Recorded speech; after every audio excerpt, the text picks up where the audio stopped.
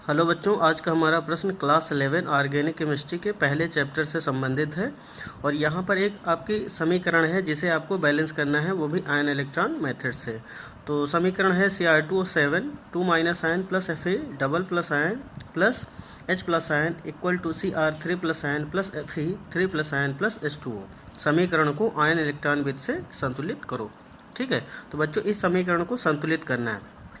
तो इस समीकरण को संतुलित करने के लिए हम क्या करेंगे, पहले ये जो आपकी आयनिक समीकरण दी गई है इसके दो अर्ध समीकरण बना लेंगे सेम परमाणुओं के बीच में कॉम्बिनेट करके। जैसे क्रोमियम से क्रोमियम के बीच कॉम्बिनेशन हो जाएगा और Fe से Fe के बीच में कॉम्बिनेशन हो जाएगा और इस तरीके से दो अर्ध समीकरण बन जाएंगे। तो आपका पहला अर्ध समीकरण होगा Cr2O7 2 माइनस आयन से Cr3 प्लस आयन के बीच में, और दूसरा आपका अर्ध समीकरण हो जाएगा Fe2 प्लस आयन से Fe3 प्लस आयन के बीच में। ठीक है, इसको समीकरण 1 मान लेंगे और इसको समीकरण बच्चों 2 मान लेंगे। ठीक है, तो इस तरीके से सबसे पहले दो अर्ध समीकरण बनाएंगे और इसके बाद में ये क्लियर करेंगे कि किस अर्ध समीकरण में ऑक्सीकरण की प्रक्रिया हो रही है और किस में अपचयन की।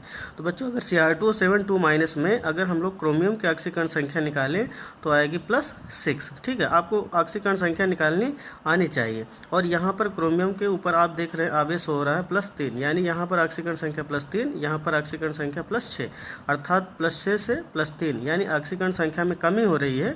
तो जब बच्चों ऑक्सीकरण संख्या में कमी होती है तो वो आपका अर्ध प्रक्रम हो जाता है अपचयन का। ठीक है, तो इस तरीके से ये हो जाएगा आपका अपचयन का।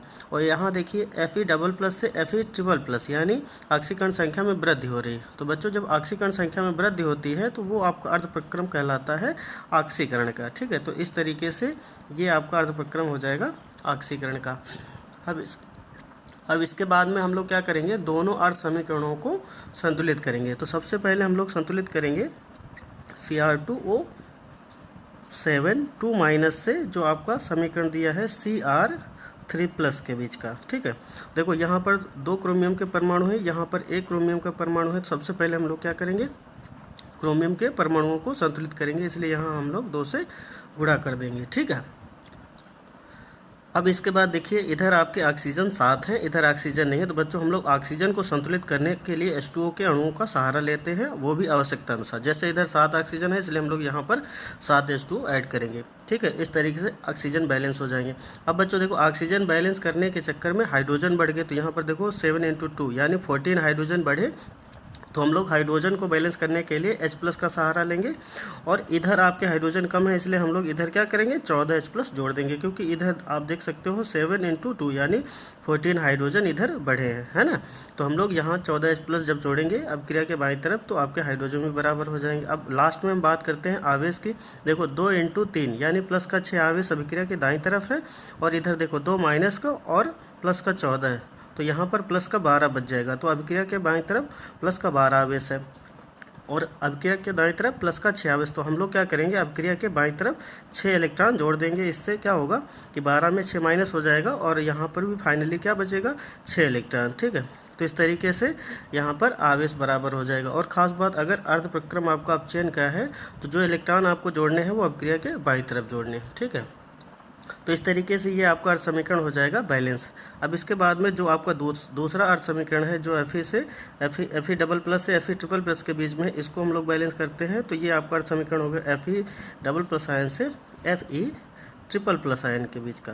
ठीक है, अब यहाँ पर ये सिंपल सा अर्ध समीकरण है क्योंकि यहाँ पर केवल एक ही परमाणु है जो ऑलरेडी बराबर है, एक Fe इधर एक Fe इधर, और कोई परमाणु है नहीं, तो हम लोग उनकी बातें नहीं करेंगे। अब आवेश की बात करते, देखो इधर +2 आवेश इधर +3 आवेश, यानी यहाँ पर अगर हम लोग एक इलेक्ट्रॉन जोड़ दें तो आपका ये भी अर्ध समीकरण बराबर हो जाएगा और बैलेंस भी हो जाएगा, क्योंकि यहाँ पर आप बात कर रहे हैं बाकी परमाणु के तो वो है नहीं। और दूसरी बात, यहाँ पर ऑक्सीकरण की प्रक्रिया हुई है तो जो आपका इलेक्ट्रॉन जोड़ा जाएगा वो अभिक्रिया के दाहिनी तरफ जोड़ा जाएगा। तो इस तरीके से ये भी आपका समीकरण हो गया बैलेंस। ठीक है, अब क्या करेंगे, इन दोनों अर्ध समीकरणों में हम उचित संख्या से गुणा करेंगे, इसलिए कि जिससे इलेक्ट्रॉन सिमिलर हों और कैंसिल आउट हो जाए। जैसे यहाँ देखो 6 इलेक्ट्रॉन है, यहाँ 1 इलेक्ट्रॉन है, तो हम लोग अगर नीचे वाले समीकरण को 6 से गुणा कर दें तो यहाँ पर भी 6 इलेक्ट्रॉन हो जाएंगे, ठीक है। तो इस तरीके से भी इलेक्ट्रॉन कैंसिल आउट हो जाएंगे। तो हम लोग क्या करेंगे, नीचे वाले समीकरण को 6 से गुणा करेंगे और ये जो आपका ऊपर वाला समीकरण है इसको हम लोग 1 से गुणा करेंगे, ठीक है।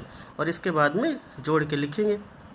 तो ऊपर वाला जो आपका समीकरण है जिसे 1 से गुणा करेंगे तो उसको हम लिखेंगे तो सेम वैसे ही लिख दिया जाएगा, Cr2O 7 2 minus plus 14 H plus 6 electron equal to 2Cr3 plus ion plus 7 H2O, ठीक है। तो इस तरीके से गुणा करके लिख दिया गया। अब जो ये आपका नीचे वाला समीकरण है इसमें हम लोग 6 से गुणा करेंगे पूरी समीकरण में, तो ये हो जाएगा आपका 6Fe2 plus equal to 6Fe3 plus 6 electron, ठीक है। तो इस तरीके से ये पूरा आपका समीकरण 6 से गुणा करने के बाद में लिख दिया जाएगा। अब देखो यहाँ से 6 इलेक्ट्रॉन कटे और ये आपके 6 इलेक्ट्रॉन कटे, ठीक है। अब इसके बाद में और अगर कोई परमाणु या आयन कट होने वाला होता है तो उसको भी कट करते हैं, ठीक है। लेकिन और यहाँ पर कोई परमाणु कट नहीं हो रहा है तो इसलिए हम क्या करेंगे, अब इन दोनों अर्ध समीकरणों को जोड़ के लिख देंगे, ठीक है। यानी एरो के पीछे का जो भी हिस्सा है उसे पीछे रखेंगे और जो आगे का है उसे आगे रखेंगे। तो आपका अगला स्टेप जो होगा वो इस प्रकार से हो जाएगा, Cr2O 7 2 minus plus 6Fe2 plus 14 H plus equal to 2Cr3 plus 6Fe3 plus और इसके बाद में प्लस 7 H2O, ठीक है। तो इस तरीके से ये आपका समीकरण लास्ट में मिल जाएगा, ठीक है। तो ये आपका फाइनली संतुलित समीकरण हो जाएगा। अब एक बार इसको चेक कर लेते हैं कि वाकई में ये समीकरण संतुलित हुई कि नहीं, ठीक है। देखो इधर क्रोमियम के 2 परमाणु हैं, इधर भी आप देख सकते हो 2Cr यानी क्रोमियम के 2 परमाणु हैं। यहाँ पर देख सकते हो 7 ऑक्सीजन है, 7H2 में आप देख सकते हो 7 ऑक्सीजन है और यहाँ पर देख सकते हो 14 हाइड्रोजन है। यहाँ H+ में देख सकते हो 14 H+, मतलब यहाँ पर भी 14 हाइड्रोजन है। 6Fe इधर है और 6Fe इधर है। अब बात करते हैं लास्ट में आवेश की, तो 2 गुणा 6 यानी प्लस का 6 और यहाँ पर देख सकते हैं 6 गुणा 3 यानी 36 18 और 18 6 24, मतलब प्लस का दाहिनी तरफ आवेश है कितना 24। अब बाईं तरफ देखते हैं तो यहाँ पर देखो 14 प्लस का और 6 दूनी 12, ठीक है। ये आपका कितना हो गया 12 और 14, 12 दूना 24 और 2 26 हो गया। अब इसके बाद में यहाँ पर माइनस का 2 है तो हम लोग क्या करेंगे, माइनस में 2 26 में -2 कैंसिल करेंगे तो यहाँ पर भी आपका प्लस का 24 आवेश दिखने लगेगा। तो इस तरीके से हम कह सकते हैं अपक्रिया के दाहिनी तरफ प्लस का 24 आवेश है, अपक्रिया के बाईं तरफ भी प्लस का 24 आवेश है। तो कुल मिलाकर यहाँ पर चाहे परमाणु हो चाहे आवेश हो, टोटली क्या हो गया, बैलेंस हो गया। तो ये आपकी अब इस तरीके से कही जा सकती है कि संतुलित समीकरण हमें मिल चुकी है, ठीक है। तो बच्चों वीडियो को लाइक करें, चैनल को सब्सक्राइब करें। Thank you.